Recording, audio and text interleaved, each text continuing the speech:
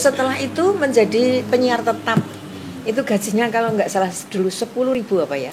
10.000 itu pada tahun 1971 itu beras 1 kilo pada waktu itu berapa Mbak, masih ingat nggak? Ratusan rupiah.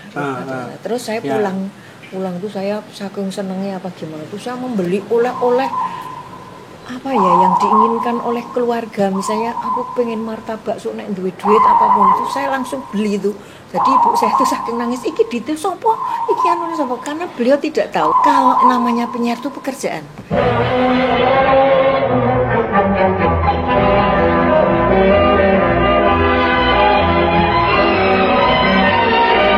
Aduh bocah. Ibu susah.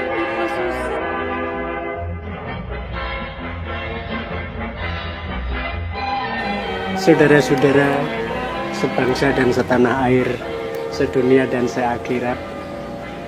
Hari ini saya bertemu dengan apa ya aku memanggilnya? Bu apa Mbak? Eyang. Maria Kadarsi. Untuk generasi milenial mungkin belum kenal. Masa sih? Kecuali mahasiswa Sekolah Tinggi Multimedia MMTC. Kenal ya? Karena saya di sana mengajar sampai dengan tahun 2015 ketika usiaku sampai dengan 65. Itu ada udah menyalahi aturan. Itu tahun berapa?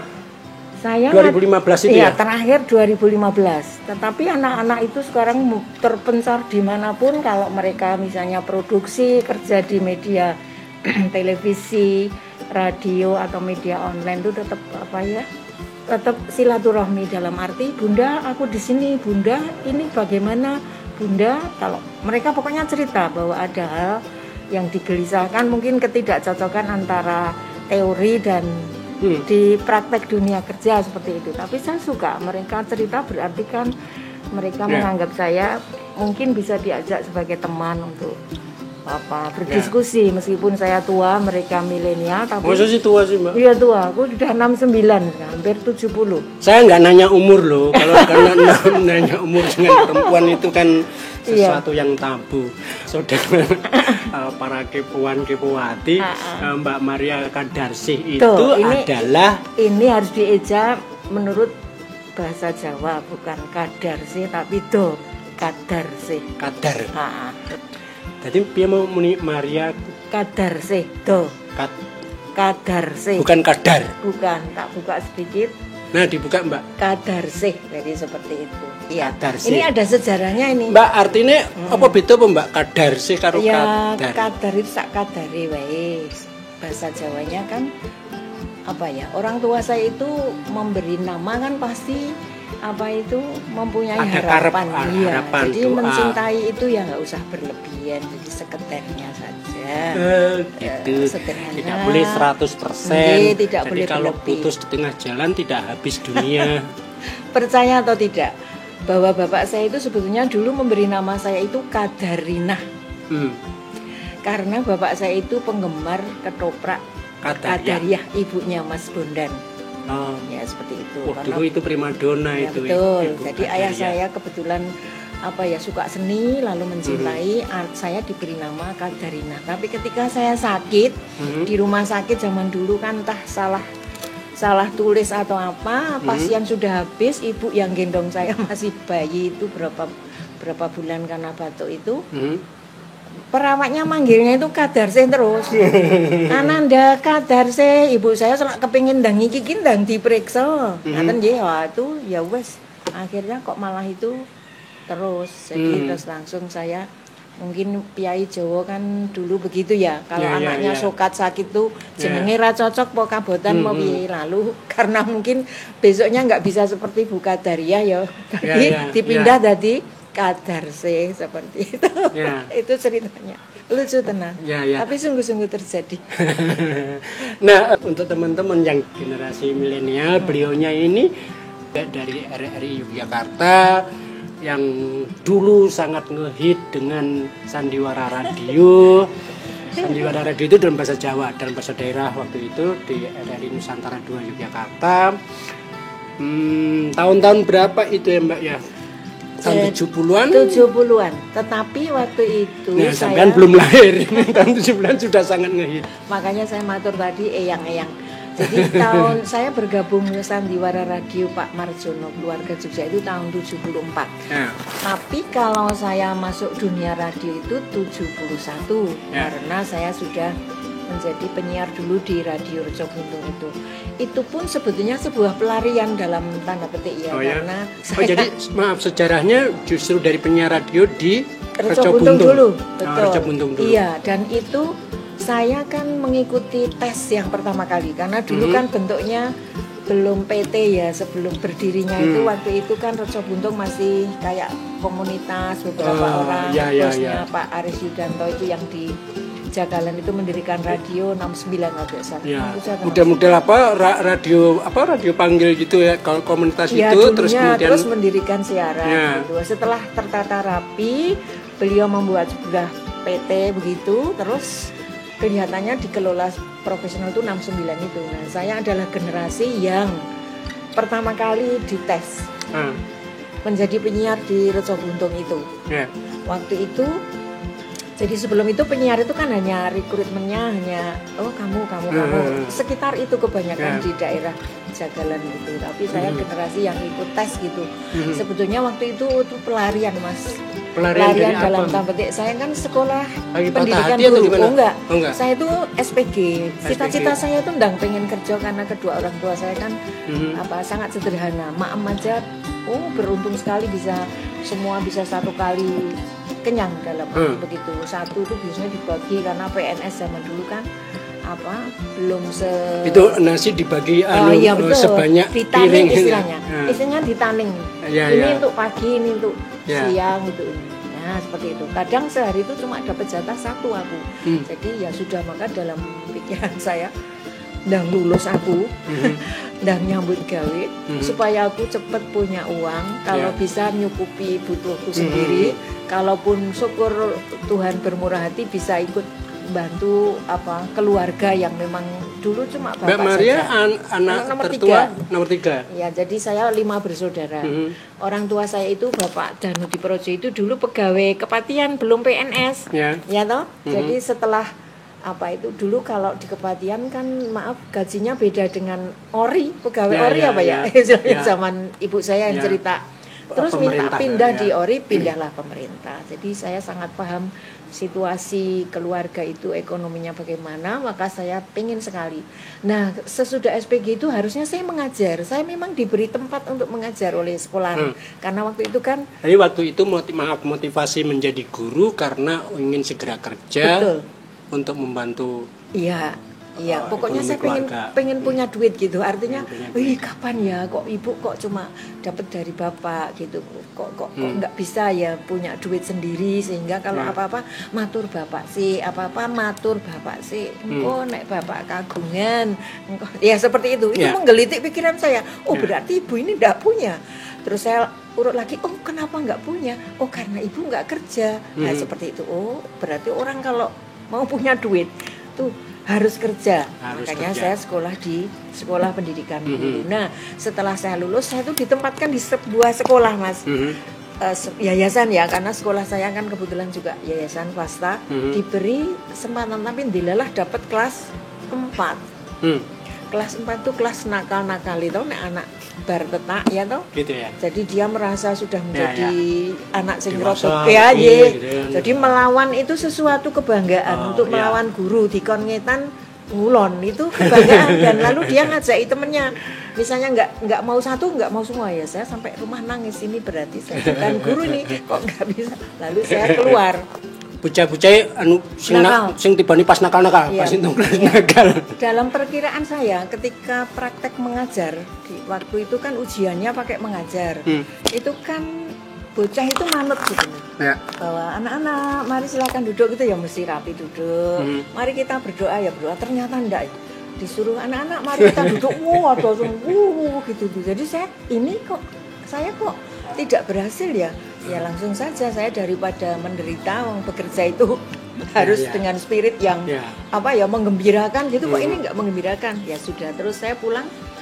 Ada teman saya itu mengajak melamar sebagai pramugari di sebuah di sebuah perusahaan penerbangan begitu. Waktu itu tesnya di hotel Kejayan itu. Kejayan. Ah, Tahun piro hotel apa ning Kejayan sama hotel? Ono Puri Arta. Oh, Puri Arta ya. Di situ. Puri Arta, di situ tes semua lolos lah. Nah, terakhir begitu tes tubuh beratnya memadai, ya tinggi itu tadi. Tapi itu sudah sampai Jakarta. Artinya tes terakhir itu kan semuanya sudah selesai, tinggal melatih. Memang pramugari harus tinggi ya, Mbak? Waktu itu ada 160 berapa gitu pokoknya ada. Saya itu kurang 2 cm maka dari Jogja diloloskan gitu. Aku itu kan zaman Raina tuh ya. Terus mungkin zaman Raina itu ya wong tertib loh. Jadi saya pulang itu lemes, teman saya kelebu, saya enggak. Saya pulang tiduran denger radio itu, dibutuhkan penyiar radio Reca Buntung pendaftaran terakhir itu hari itu. Jadi pas saya lahirnya itu ya ampun hari ini, jadi saya langsung mandi, langsung pokoknya tidak tidak pahitan, tahu pahitan ya? Tidak pahitan apa-apa. Tidak bermodal apa-apa, tidak pakai persiapan. Ke Reca Buntung pokoknya gitu, sepeda terus. Mbak, ada apa Mbak? Itu sore hari itu karena pengumumannya kan sore. Saya mau melamar penyiar Reca Buntung yang diumumkan tadi. Terus bawa apa? Pakai sepatu apa pakai sendal? Aku pakai sandal, sepedanya saja pinjam temanku sekarang itu namanya Sri Budi, masih ingat dia itu. Iya, pinjam sepeda ya, saya bilang gitu. Terus setelah di situ emasnya itu luar biasa baik. Oh gini aja Mbak, besok datang pagi karena tesnya besok pagi. Bawa aja surat-suratnya, pokoknya besok ya sudah. Jam berapa Mas? Jam 8. Aku ya sebelum jam 8 saya sudah jeprik. Istilahku jeprik itu siap dengan segala tantangan kayak nek apa itu Arab resepsi. Jeprik itu. Lah karena saya nomor 67 kan berarti aku carry dewe. Wah, nunggu yang lain, tapi itulah ya, karena daftarnya memang sudah terakhir Tuhan gitu. mengatur itu. Begitu mereka keluar dari studio rekaman udah cerita, aku mau bacanya keliru gini, aku itu malah masuk sini langsung punya tak. Malah ada kesempatan ya, ada orientasi itu. Lah setelah itu 1 minggu diumumkan saya diterima. Di antara 67 itu ada 3 orang diterima termasuk saya, karena yang dicari memang perempuan. Yang 2 siapa Mbak? Yang 2 Mbak Endang, masih anak Visipol, namanya Endang Widyasuti kalau nggak salah. Yang 1 Mimin, mungkin Preso, yang kakaknya itu penyiar RRI, namanya Mimin Laksmi Sumanto. Oh tahu ya. Ya itu, ya itu teman seangkatan itu. Cuman setelah itu tuh Mbak Mimin mundur, Mbak Widyasuti mungkin kuliahnya kan waktu itu kuliah selesai, tinggal aku lah sendiri. Jadi di antara yang tes itu tinggal saya sendiri. Kemudian ketika itu kan saya tok-toknya duit ki ya tak kuliah gitu ya toh. Dari menjadi penyiar itu. Saya pengen itu aku tak kuliah po yo gitu toh. Nah, terus tapi ternyata Reca Buntung itu menginginkan saya menjadi penyiar full. Penyiar full itu kan zaman biyen ki kuliah kan sampeyan to Mas. Senin sampai Sabtu. Jame ya kaya sekolah SMA ya. Ya akhirnya saya memilih ini aja, bekerja aja. Wong tujuannya pertama mau ndang pengen weruh duit itu kayak apa iso bisa bekerja menghasilkan uang dan itu bermanfaat nggo aku sendiri dan orang tua saya. Wah, alhamdulillah kok diberi kesempatan dari 3 itu. Setelah 3 bulan saya dipanggil, bisa nggak jadi penyiar tetap itu kan koyo disoi banyu sewindu kata orang Jawa ya. Sewindu lawase. Terus saya oh ya siap itu. Kalau begitu mulai tanggal 1 Anda masuk setiap hari. Tadinya kan cuma Senin, Rabu. Itu berarti tahun piro? Tahun 71 itu. Ya sudah aku masuk di situ tak nikmati karena sebagai ungkapan syukur saya diterima di situ. Siaran jam 8 tuh aku jam 7 pasti sudah di situ. Maksudku apa? Mau belajar piye. Kalau yang sebelumnya yang belum full itu honor atau apa? Iya, percobaan istilahnya dulu. Percobaan gitu. Cuma dikasih transport gitu. Gaji percobaan. Gaji percobaan. Terus setelah itu menjadi penyiar tetap. Itu gajinya kalau nggak salah dulu 10.000 apa ya? 10.000 itu pada tahun 1971 itu beras 1 kilo pada waktu itu berapa Mbak, masih ingat nggak? Ratusan rupiah. Terus saya pulang tuh saya saking senengnya apa gimana tuh saya membeli oleh-oleh apa ya yang diinginkan oleh keluarga, misalnya aku pengen martabak sok nek duwe duit apa itu saya langsung beli itu. Jadi ibu saya itu saking nangis, iki detail sopo, iki anu sopo, karena beliau tidak tahu kalau namanya penyiar itu pekerjaan, bahwa penyiar radio itu sebuah pekerjaan itu bukan. Jadi koyo meng dolanan gitu loh. Oh, yang maaf yang posisi sebagai guru tadi terus mundur atau bagaimana? Orang tua gimana? Ya itu nangis, makanya saya dimarahi piye toh gitu-gitu. Tapi di situ pun juga honorer kan.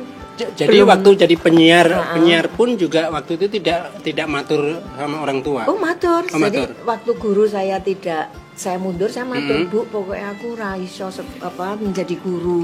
Piye sudah ditempatkan kok malah nggak mau, Mbok sudah katanya cepat bekerja, Mbok ini mikir gini, tapi saya sendiri melihat saya mungkin kok murung ora riang gitu ya. Karena saya suka menyanyi tuh, jadi ngajar barang tuh sok nganggo menyanyi, ayo anak sering tak gitu kan toh. Itu ibu saya ngelok kayak kok mungkin mersani saya kok kayak gitu. Terus saya matur mundur. Terus arep kerja apa gitu. Nah, pikirnya beliau penyiar itu bukan pekerjaan. Waktu itu kan oke itu Mas, radio amatir, radio. Nah, dikiranya saya itu cuma main-main aja. Dulu kan dunia radio di Jogja tahun-tahun 70-an itu kan tumbuhnya dari komunitas hobi, dari apa radio panggil dan seterusnya. Terus ada yang serius kayak di Ngabean itu ada radio apa itu ya, gitu. Ngabean tuh apa ya? Ada dulu ada radio apa, pokoknya komunitas cuma itu tuh. Radio seperti itu, lalu di Ngampilan itu ada radio ya kan? Pokoknya ada banyak radio amatir istilahnya, amatir radio seperti itu. Nah, dikiranya saya di Reco Gunung itu juga seperti itu.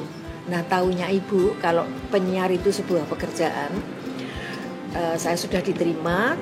Lalu kan setelah diterima saya punya hak selain gaji itu diberi beras itu 10 kilo per karyawan. 10 kilo, kalau yang sudah menikah ya 20 kilo. Karena saya masih ini, saya minta ibu, karena dulu kan belum ada tas plastik.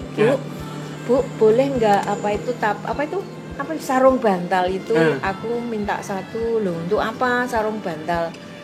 Ini katanya kalau besok itu setiap tanggal 1 suruh bawa kantong dapat beras gitu. Lah ibu saya tanya, loh kok beras tuh gimana tau lah ya, saya penyiar itu dapat beras gitu. Setelah itu saya pulang sungguh-sungguh besar beras, ibu saya itu nangis.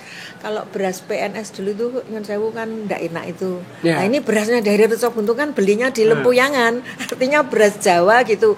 Sehingga ibu saya itu kalau gitu ini pekerjaan toh. Tapi kok piye ya, kok jamnya kok enggak jelas gitu. Terus tapi ibu itu masih bertanya-tanya, koyong apa tuh jenis pekerjaannya.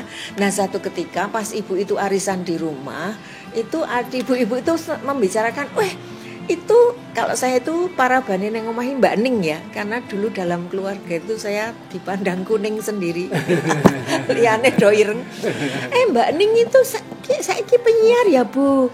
Waduh, wingi sore ki apik sandiwarane anu gitu. Itu ibu baru menyadari setelah menyebut sandiwara, ibu itu ingat sering ngrungokke mireng ke RRI toh. Maaf, itu yang di Reco Gunung juga bukan hanya penyiar. Iya, kan setelah itu ada rekaman-rekaman, ada misalnya ini lo dialog sedikit, pengertiannya kan ono sandiwara ning Reco Gunung gitu toh. Lah terus pengertian itu maka ibu saya, nek ngono anakku ya kaya nek neng RRI kae gitu. Pengertian beliau dibandingkan RRI kae ya do pegawai iki ya berarti anakku baru itu setelah setahun lah kalau nggak hampir setahunan gitu. Artinya itu profesi iki penyiar radio itu sebuah pekerjaan profesi yang memang ada gitu. Itu jadi baru sadar. Ada kalau misalnya dulu ada misalnya silent as golden, diam itu emas, itu agak susah untuk penyiar ya. Iya. Tapi setelah itu kalau bapak itu sudah tahu gitu. Begitu saya matur itu sudah tahu. Oh, yo wis rapopo, sing penting gue seneng gitu. Itu terus setelah itu ya udah. Apalagi maaf waktu itu dengan gaji 10.000 terus kemudian ditambah beras 10 kilo ya. Iya. Itu kalau kita bandingkan dengan yang pegawai negeri gimana itu? Apa ya? Tapi sama, saya tidak memperbandingkannya secara jumlah, tetapi ketika saya 3 bulan saya langsung beli sepeda gitu ya, karena saya kan waktu itu jalan beli sepeda jengki sampai direktur saya itu ketemu dengan anak saya, kan anak saya ketemu Pak Direktur Buntung membuat film tentang saya, perjalanannya dulu. Itu mah tanya mamanya sepedanya masih enggak gitu. Karena tahu betul bahwa saya beli sepeda ketika terima gaji gitu. Terus beli yang saya butuhkan, mau bikin baju kan. Penyiar kok bajunya mengloro, saya jahit sendiri, ibu saya kan bisa jahit, beli mesin jahit. Ya kayak itu tuh step by step itu sehingga itu menggembirakan saya. Menjadi sesuatu yang wow, Tuhan tuh luar biasa. Aku pengen kerja, wow ini wow kerja. Jadi nah dengan yang wow itu saya terus mencintai bahwa ini garis saya, bahwa saya ditempatkan Tuhan di sini ini, dunia radio ini gitu. Maka saya belajar dengan baik. Apapun kalau saya kesulitan saya pasti tanya ke Pak Direktur. Nah, dengan begitu akhirnya saya diangkat menjadi kepalanya penyiar. Waktu itu kalau itu kan PT itu milik pribadi ya, meskipun dalam bentuk PT sahamnya keluarga Pak Aris Yudanto. Aris Yudanto. Iya. Dulu beliau itu masih kuliah juga di Fakultas Hukum, satu kelas dengan kalau nggak salah Ngarso Dalemnya. Jadi waktu itu kalau kuliah beliau sering nggak masuk, itu hasil kuliahnya itu kan tulisan RR itu saya mengetik.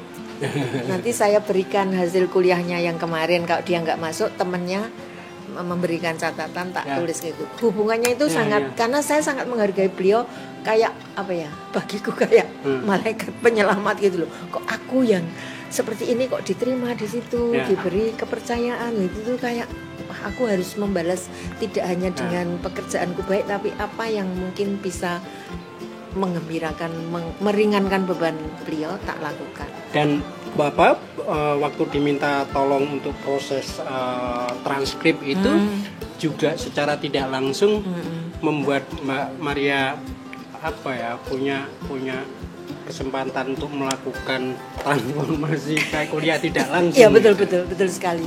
Betul sekali. Saya banyak belajar dari beliau karena saya juga pernah jadi kepala iklan.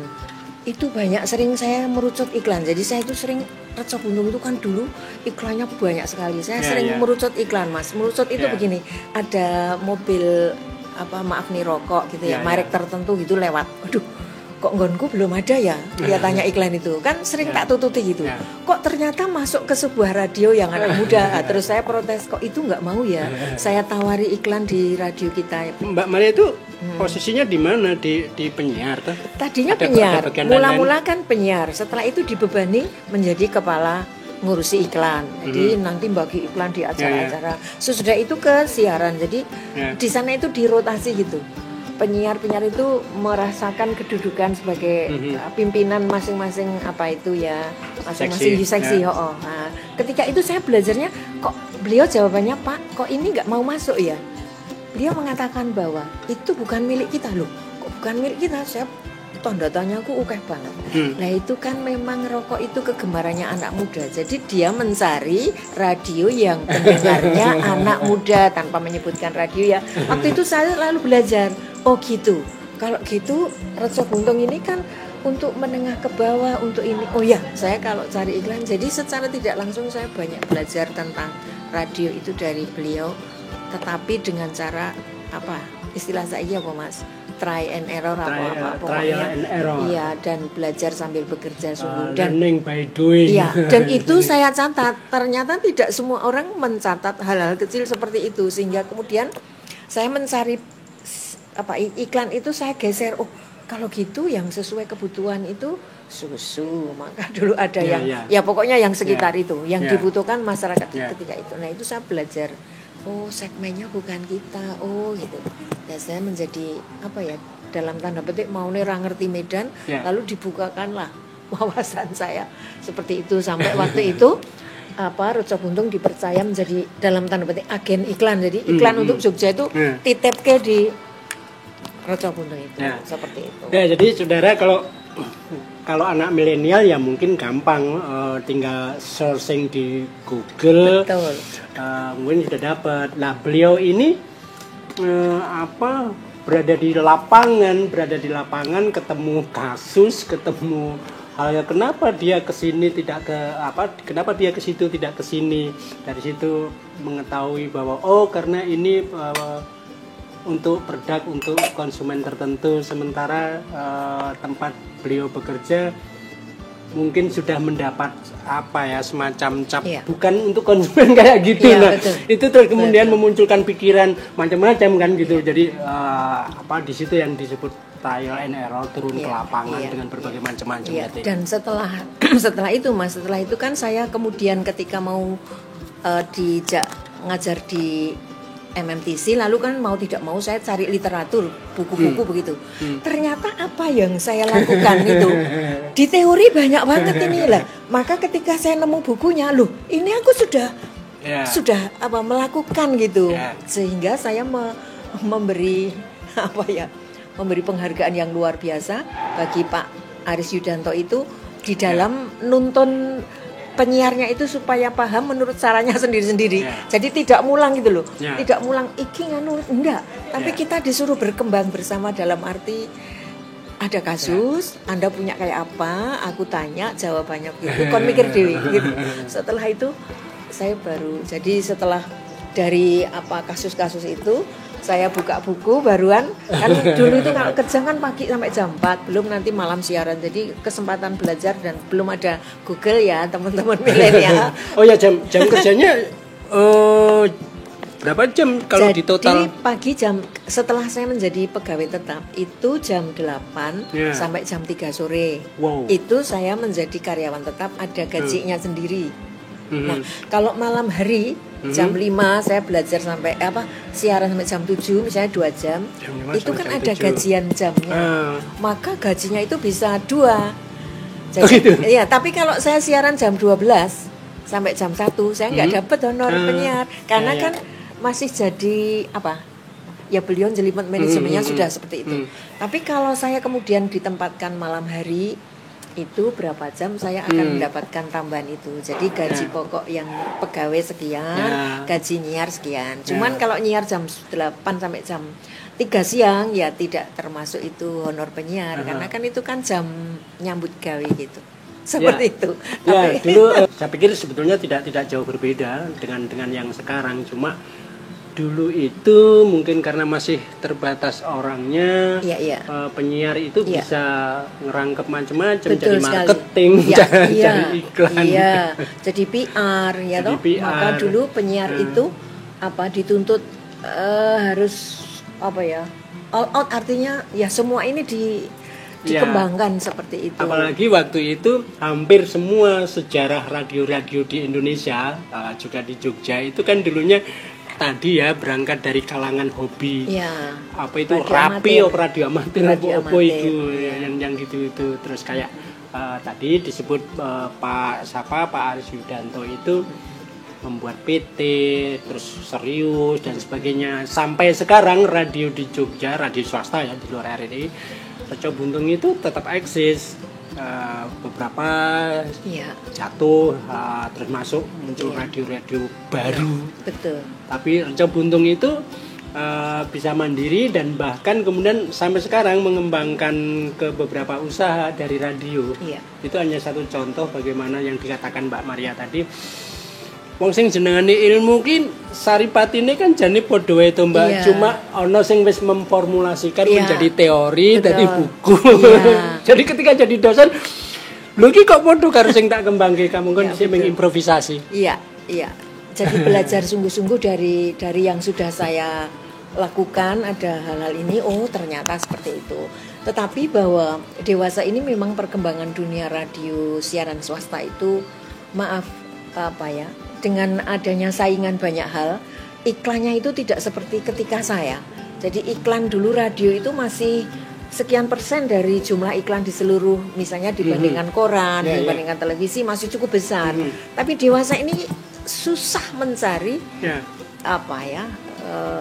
iklan untuk siaran radio yang kurang segmented. Maksud saya sekarang kan pendekatannya narrowcasting ya, artinya radio itu tidak seperti mall, opo-opono misalnya gitu ya.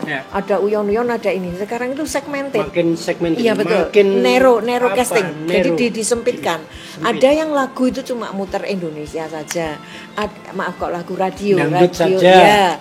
Ada yang klasik, radio berita, artinya dominasi siarannya itu berita. Ada yang sekarang karena seperti itu maka pengiklan itu juga mikir, ini kok cuma lagu klasik, pecinta klasik itu seberapa sih? Kalau Ya. dia mau pasang di situ, dia harus mikir jumlah pecinta klasik Pendengarnya itu berapa? berapa ya, betul. Ya. Share-nya berapa? Nanti rugi dia masang di situ. Maka Ya. seperti itu salah satunya yang membuat mengapa beberapa radio siaran sekarang saya kira tidak hanya di Jogja ya. Ya, ya. Itu beberapa ada yang maaf nih. Ya. Lalu mekanis itu playlist hanya memakai komputer, tinggal lumah penyiarnya hanya 2 seperti itu. Karena apa?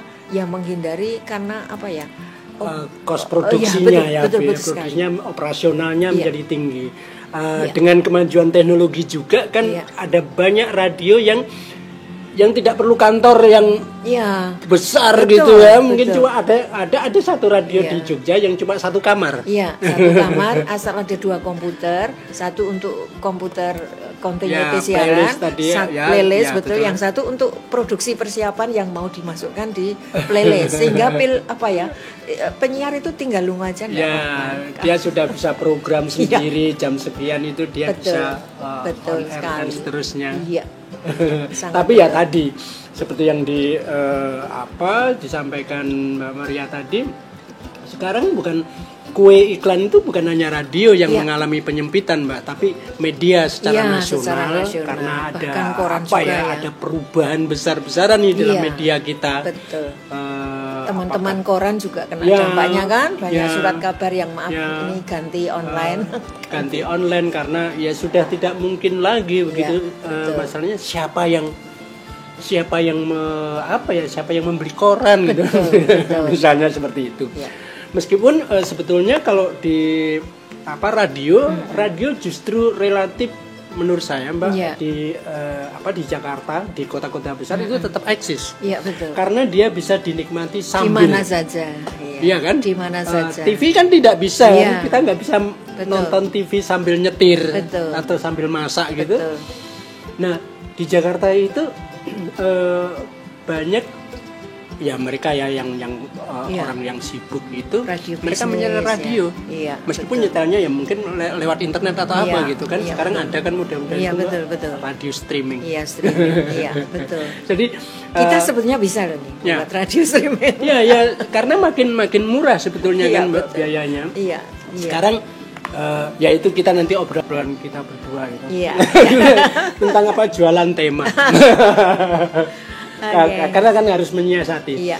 Mbak, nanti kita cerita soal ini ya, soal dari Radio Reja Buntung, Dari penyiar terus kemudian ke apa RRI nih? ya. Pindah apa nih? Pindah.